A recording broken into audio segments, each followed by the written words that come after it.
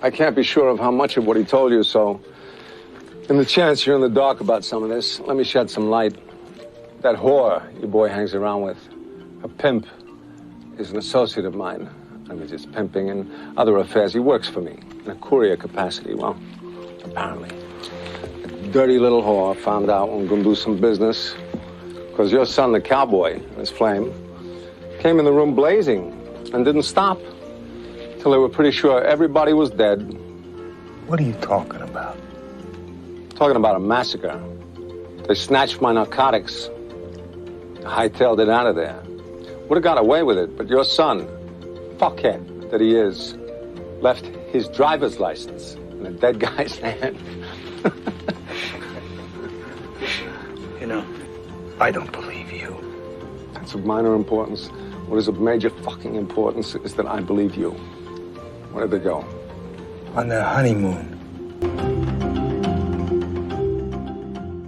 Everybody, welcome back to another sweet episode of Citizen Frame. We have talked the Scotty brothers, the Scott brothers, the Scott Free Production brothers a few times in this. Ridley with Alien and Tony Scott with Top Gun. Now, we talked about Tony a little bit with during Top Gun, or maybe it was Alien, I'm not sure. I'm more of a fan of Tony Scott than I am Ridley Scott. And the reason I say that, not to take away from Ridley, because Ridley's, fucking great at what he does. But I think because I grew up watching more of Tony Scott's stuff, and he was more commercial, where Ridley was more artsy-fartsy. Tony Scott's visual style is mesmerizing. I talk about Tony like this because, like I said, he's probably he's in my top 5 of all time directors. And when Michael Bay copies a lot of what Tony Scott does. Yeah, you can see that. Yep, you can definitely slow motions and quick cuts, stuff like that. But his story is so well structured, and the reason that most of his stuff's well structured is because he always keeps with the same team. Works with Hans Zimmer a lot. Matter of fact, he's probably the one who got Hans Zimmer pretty much on the map, especially with the True Romance score, which is brilliant. He works with editors, Chris Levitan and Christian Wagner quite a bit. So he knows the team he works with consistently. Jerry Bruckheimer, the biggest producer of the time, worked with him a lot. And he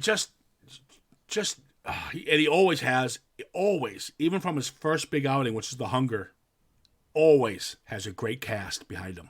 And the reason I go all the way to scores, soundtracks, editing, and impressive cast, this mirrors a lot of what our golden boy does, Quentin Taratino.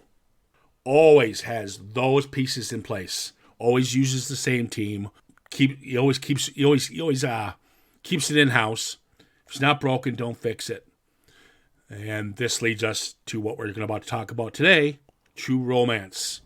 Almost like a pass the baton from Tony Scott to Tarantino. This will be a fun one because I remember seeing this in the theater and fucking loving it. Loving the soundtrack even more. It's one of the first soundtracks that came out with actually a director's cut. By far, underrated gem at the time.